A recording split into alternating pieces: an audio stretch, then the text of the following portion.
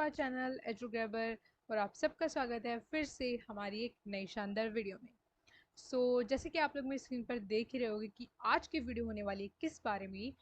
आज की वीडियो होने वाली है about most important thinkers and there thought of Indian political thought. Okay, because मेरे पास टेलीग्राम पे काफ़ी सारे मैसेजेस आए थे कि उनको डब्ल्यूपीटी और आईपीटी के लिए दोनों के लिए अलग से वीडियो चाहिए। जिस तरीके से मैंने पब्लिक एडमिनिस्ट्रेशन, पॉलिटिकल थ्योरी और उन सब के लिए बनाई थी कि आपको क्या क्या इंपॉर्टेंट टॉपिक्स उनमें पढ़ने हैं ताकि बच्चे बहुत ज़्यादा पजल ना हो, बिकॉज समय तो बिल्कुल भी नहीं है। एग्ज़ाम तो बहुत पास आ चुका है और जेएनयू का तो काफ़ी पास आ गया है। डीयू का फिर भी 26 तारीख को है, लेकिन जेएनयू को काफ़ी पास आ गया है। ऐसा नहीं है कि आप सारे के सारे थिंकर उठा के पढ़ो। ऊपर से सबसे ज़्यादा कंफ्यूजिंग बात ये है कि आपको पता नहीं चलता कि कौन से थिंकर में से कौन सी इंपॉर्टेंट चीज़ पढ़नी है।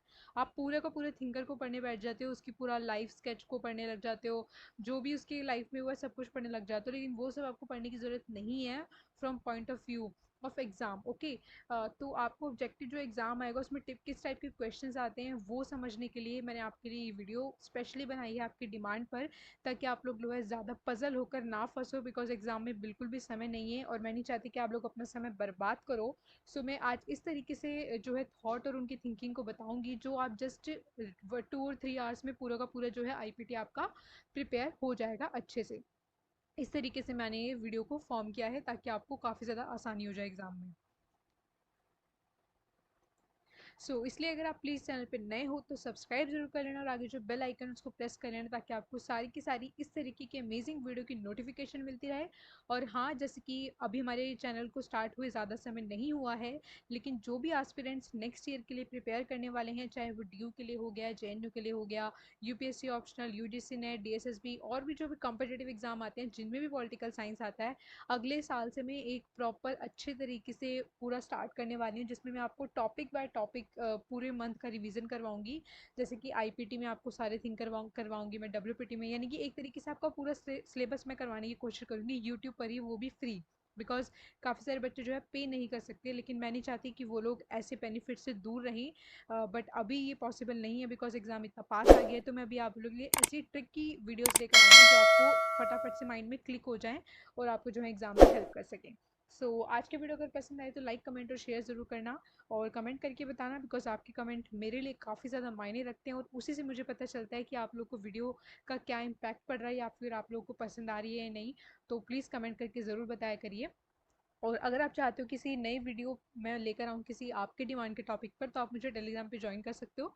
मैं वहाँ पे एमसीक्यूज़ वगैरह भी डालती रहती हूँ और वहाँ पे आप मुझे आइडिया बता सकते हो कि आप जिस भी टॉपिक पे जो है पर्टिकुलर वीडियो चाहते हो तो मैं आपके लिए बना दूँगी। स्टार्ट करते हैं आज की वीडियो।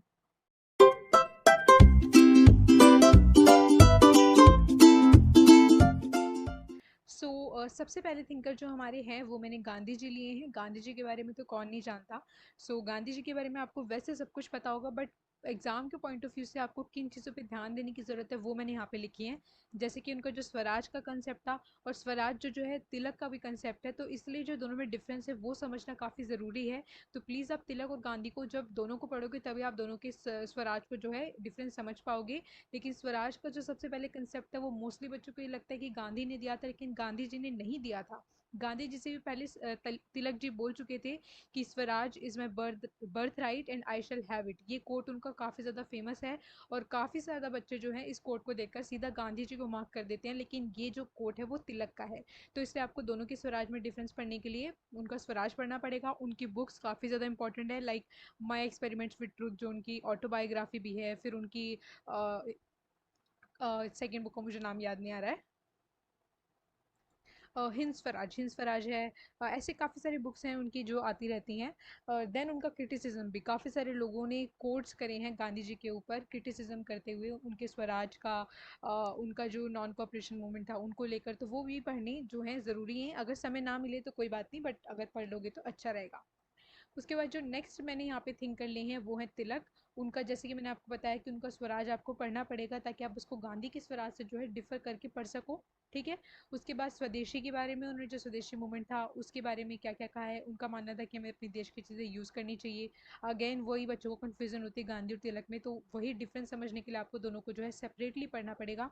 देन तिलक की बुक्स काफ़ी ज़्यादा पूछी जाती है, तो तिलक की बुक्स को आप बिल्कुल भी जो है मिस करके मत जाना। और जो तिलक का कोट है, जैसे कि मैंने एक कोट अभी आपको बताया स्वराज के ऊपर, इस तरीके से उनके जो फेमस कोट हैं वो भी आपको पढ़ने हैं। नेक्स्ट थिंकर है हमारे विवेकानंद,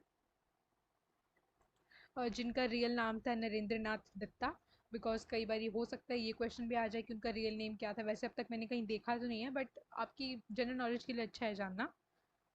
उसके बाद जो उनकी न्यू वेदांता फिलोसफी है, उनमें क्या कहा था उन्होंने कि ये जो विजिबल वर्ल्ड है जिसमें हम जी रहे हैं वो रियल नहीं है। रियल वर्ल्ड वो है जो परमात्मा है जहाँ पर। तो उन्होंने बोला था कि इंडिविजुअल का जो एंड गोल होना चाहिए वो उसका यही होना चाहिए पूरे ज़िंदगी भर, कि उसकी आत्मा का परमात्मा के साथ मिलन हो सके। तो ये इस तरीके की फिलोसफी जो है विवेकानंद जी ने दी थी।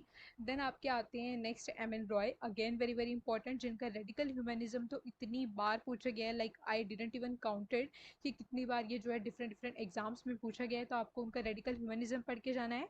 और पार्टी दे फॉर्म, जैसे कि उन्होंने मैक्सिकन कम्युनिस्ट पार्टी बनाई थी, देन उन्होंने इंडिया में आकर जो है कम्युनिस्ट पार्टी बनाई थी। पहले वो कांग्रेस में थे, देन उनके कांग्रेस से मतभेद हुए तो वो उन्होंने अलग होकर अपनी एक पार्टी बना ली। तो वो पार्टी कब फॉर्म हुई, कौन सी पार्टी कब बनी, वो आपको पता होना चाहिए। और जो उनका कंसेप्ट है रेडिकल ह्यूमनिज्म, उन्होंने कहा कि मैन को एक मॉरल एंटिटी मानना चाहिए, ना कि जस्ट एक बायोलॉजिकल वन। ठीक है। उन्होंने बोला था कि ह्यूमैनिटी जो ह्यूमन है उसमें वननेस है, दैट मीन्स यूनिवर्सलिज्म की वो यहाँ पे बात करते हैं। और ये सब जो उनकी आइडियाज़ थे वो किस तरीके से वेस्ट में चीज़ें उभर कर आ रही थी, वहाँ पे किस तरीके से ह्यूमन की चीज़ों पर जो है कंसंट्रेशन दिया जा रहा था, उन चीज़ों से जो है वो प्रभावित होकर इम्प्रेस होकर जो है उन्होंने अपने रेडिकल ह्यूमनिज्म का जो है कंसेप्ट को आगे रखा था। उन्होंने बोला था कि रेडिकल ह्यूमनिज्म में तीन मेन कंसेप्ट होते हैं, फ्रीडम, रीजन और मोर्टैलिटी। उनका मानना था कि जितने भी ये इंस्टीट्यूशंस हम फॉर्म करते हैं उन सब का जो एक एम होना चाहिए वो इंडिविजुअल की फ्रीडम होनी चाहिए, एक ह्यूमन को अपने रीजन से काम करना चाहिए। और उन्होंने बोला था कि रेडिकल ह्यूमनिज्म इसलिए स्टैंड करता है कि वो डेमोक्रेटिक फ्रीडम जो है और इकोनॉमिक इक्वालिटी है उसको लेकर आना चाहता है, बाकी जितनी भी एक्सप्लॉइटेशन हो रहे हैं समाज में सबको हटा देना चाहता है। तो काफ़ी बड़ा है ये रेडिकल ह्यूमनिज्म का कंसेप्ट, आप उसको पढ़ सकते हो पर्सनली। ओके। नेक्स्ट है हमारे सावरकर, जिन्होंने हु इज़ हिंदू, ये मैंने हु इज़ हिंदू इसलिए लिखा है कि उन्होंने एक कंसेप्ट दिया था कि वो हिंदू किन को मानते हैं। सो उनके लिए जो आज की हिंदू, जो हमारे लिए हिंदू की डेफिनेशन होती है कि जो हिंदू के ट्रेडिशन को मानता है, भगवान को मानता है, हम उसको हिंदू मान लेते हैं। लेकिन सावरकर का मानना ऐसा नहीं था। और ये क्वेश्चन भी आता है कि उनके अकॉर्डिंग हिंदू कौन है। तो उन्होंने बोला था कि जो भी भारत को अपनी पुण्य भूमि मानते हैं या फिर अपनी पितृभूमि मानते हैं, यानी कि जिसके भी जो कभी एंसेस्टर्स भी कभी पुराने ज़माने में अगर वो हिंदू धर्म से जो है रिलेट करते हैं तो वो भी जो है हिंदू माने जाएंगे, चाहे वो आज जैनिज्म में हो या फिर बुद्धिज़्म से हो। ओके। देन उनकी बुक्स काफ़ी ज़्यादा पूछी जाती है, जो कि हिंदुत्व को लेकर काफ़ी सारी उन्होंने बुक्स लिखी हैं। देन उनका हिंदुत्व कंसेप्ट, ऑब्वियसली ये सारा जो उनका कंसेप्ट है वो हिंदुत्व पे ही बेस्ड है। देन उनका कल्चरल नेशनलिज्म भी जिन्होंने कंसेप्ट दिया था वो भी आपको पढ़ना है। नेक्स्ट है आपका औरबिंदो, जिन्होंने नेशनलिज्म के बारे में काफ़ी कुछ कहा है। उन्होंने इंडिया को एज मदर भी कहा है। तो नेशनलिज्म काफ़ी ज़्यादा उनका इंपॉर्टेंट कंसेप्ट भी है। उसके बाद उन्होंने इंटीग्रल योगा का कंसेप्ट दिया है। यहाँ पे जो उनका योगा वर्ड यूज़ करने का जो मकसद था वो उनका स्पिरिचुअलिटी से है। और उन्होंने बोला था कि जो इंडिया है वो एक मार्गदर्शक का काम करेगा बाकी के वर्ल्ड के लिए।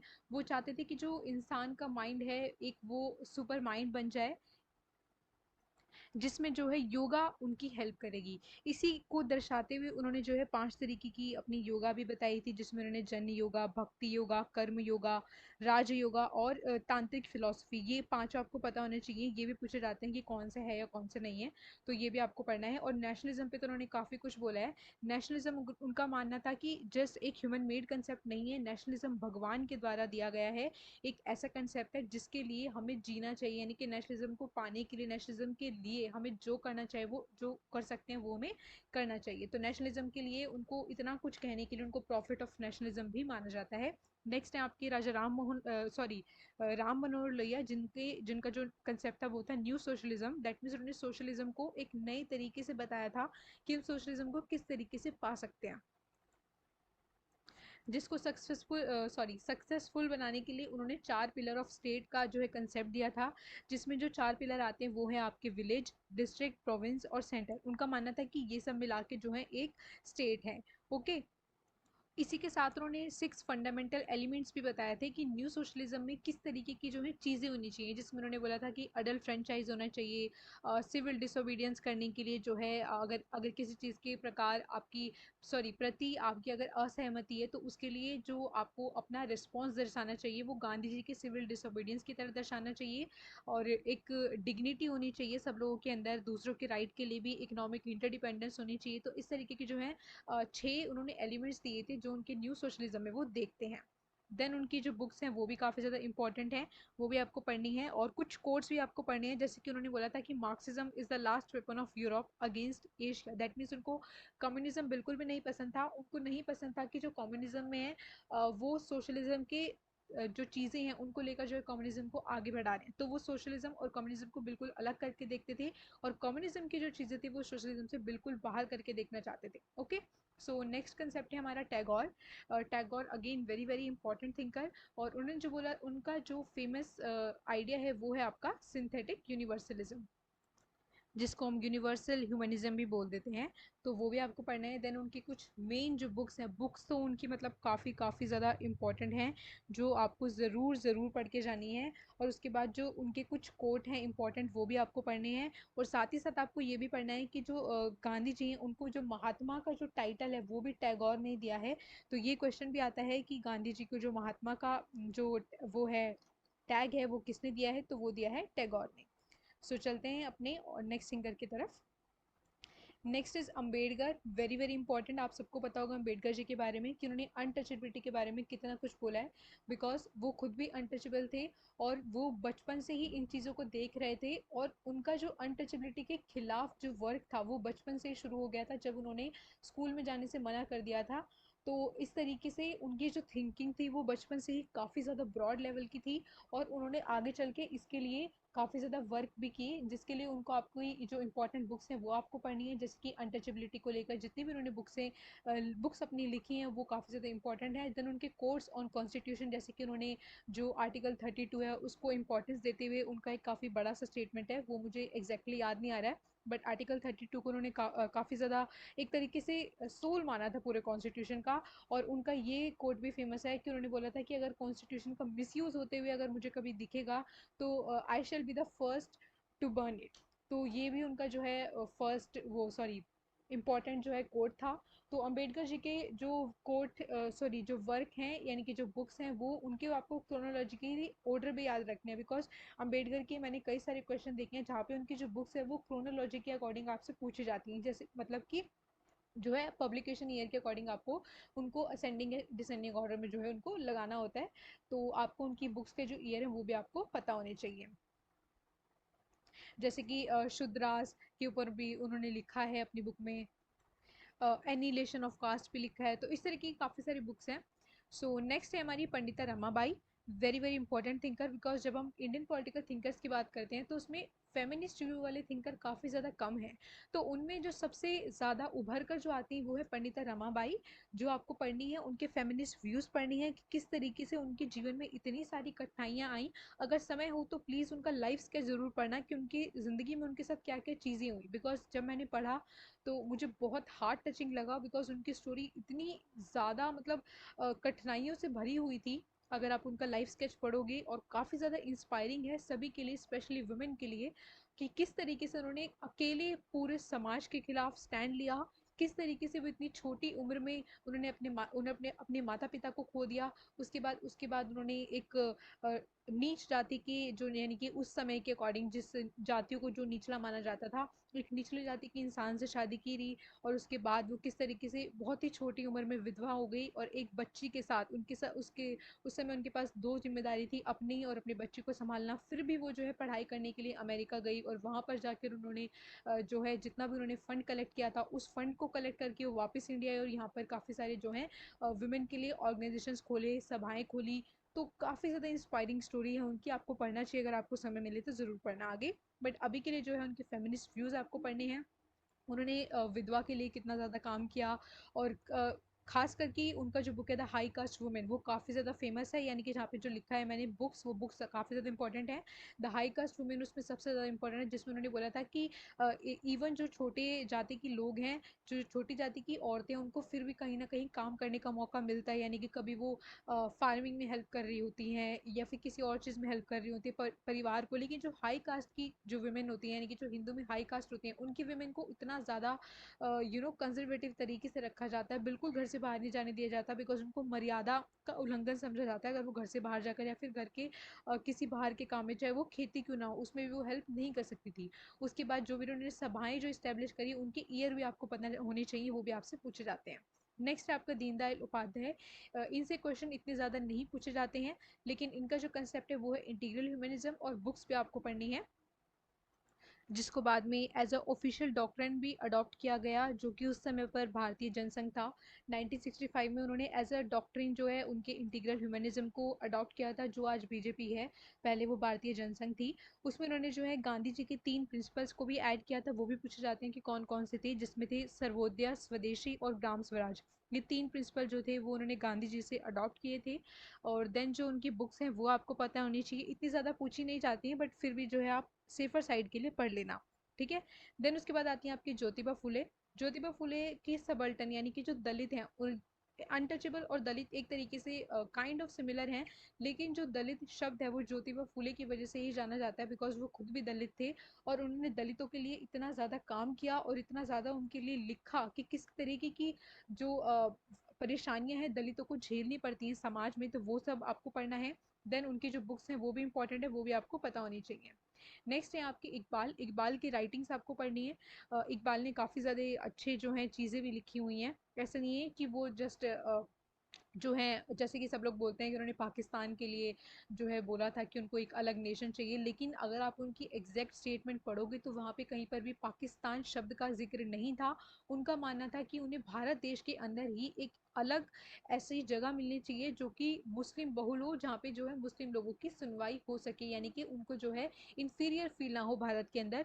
तो इसलिए उसी चीज़ को जो है पाकिस्तान का कंसेप्ट मान लिया गया बाद में, लेकिन उन्होंने जो है पाकिस्तान का जो शब्द था वो सबसे पहले इकबाल ने नहीं कहा था कि उनको अलग देश चाहिए, उन्होंने भारत के अंदर ही अलग जगह मांगी थी। तो उसके बाद आपको उनकी राइटिंग्स भी पढ़नी है। देन पैन इस्लामिज्म आपको पढ़ना है, जिसमें कि उन्होंने बोला था कि जो इस्लामिक कंट्रीज हैं सारी वर्ल्ड की, उनको एक साथ आना चाहिए, इस्लाम को बढ़ावा देना चाहिए, ठीक है। देन आपके आते हैं नेक्स्ट जवाहरलाल नेहरू। जवाहरलाल नेहरू की साइंटिफिक थिंकिंग काफ़ी ज़्यादा इंपॉर्टेंट थी, कि वो हर चीज़ को जो है रिलीजन से रिलेट करके नहीं देखते थे। इसी के चलते जो है उनके बीच में और गांधी जी के बीच में काफ़ी ज़्यादा बार कई चीज़ों पर मतभेद हो जाया करते थे, बिकॉज गांधी जी रिलीजन को ज़्यादा महत्व देते थे, और नेहरू जी जो थे वो साइंटिफिक थिंकिंग पे जो है ज़्यादा जोर देते थे। उनके बाद आपको उनकी बुक्स पढ़नी है, like wheel of history, discovery of India, तो इस तरीके की आपको उनकी बुक्स भी पढ़नी है। सो वैसे तो आईपीटी की काफ़ी सारे थिंकर्स हैं, लेकिन फिर भी मैंने आप लोगों के लिए वो वाले कलेक्ट करने की कोशिश की है जिनसे क्वेश्चन जो है हमेशा पूछे जाते हैं, और आप जो है एक सेफर साइड पे रहोगे अगर आप उनको थोड़ा थोड़ा गूगल करके भी पढ़ लोगे। ज़्यादा टाइम नहीं लगेगा, मुश्किल से 2 to 3 आवर्स में जो है आपको पूरा का पूरा आईपीटी इस वीडियो से जो है कवर हो जाएगा। और काफ़ी सारी चीज़ें तो मैंने आपको इसी वीडियो में बता दी हैं। सो अगर आपने ध्यान से सुनी होंगी तो आपको जो है काफ़ी चीज़ें यहीं पर ही याद हो गई होगी। So thanks for watching. अगर आपको वीडियो पसंद आई है तो प्लीज़ लाइक कमेंट और शेयर ज़रूर करना, और प्लीज़ अपनी जो सीनियर और सॉरी जो जूनियर हैं उनको ज़रूर बताना कि आगे के जो एग्ज़ाम्स होने वाले हैं उनके लिए इस बार मैं कोशिश करूँगी कि पूरा सिलेबस मैं आप लोगों को यूट्यूब पर ही कवर करा सकूँ। सो अगर आप चैनल पर नए हो तो सब्सक्राइब जरूर कर लेना, बिकॉज ऐसी अमेजिंग वीडियोज़ आपको मिलती रहती हैं। और आज की वीडियो में सिर्फ इतना ही, मिलते हैं आपसे नेक्स्ट वीडियो में। और एग्ज़ाम के लिए सबको बेस्ट ऑफ लक, प्रिपरेशन अच्छे से करो, और प्लीज़ मुझे ज़रूर बताना टेलीग्राम पे कि आपको मेरी वीडियो से कितना हेल्प हुआ, और कमेंट करके ज़रूर बताना। और जब भी एग्ज़ाम हो जाएगा उसके बाद रिजल्ट भी बताना कि आपको कैसा आपका एग्ज़ाम गया मेरी वीडियोस देखने के बाद। सो आज की वीडियो में सिर्फ इतना ही, मिलते हैं आपसे नेक्स्ट वीडियो में, तब तक के लिए गुड बाय, टेक केयर।